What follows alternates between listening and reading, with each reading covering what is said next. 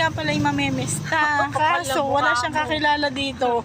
Magbablog daw kami, challenge daw. Makikipasok daw siya sa bahay ng makikipasok daw siya sa bahay.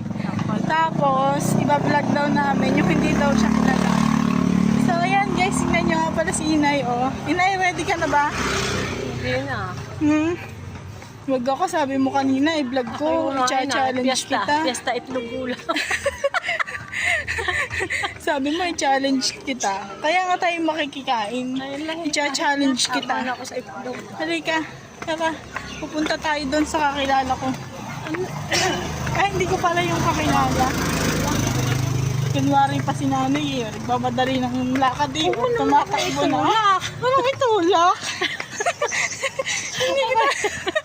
Hindi talaga kadating itulak si nanay.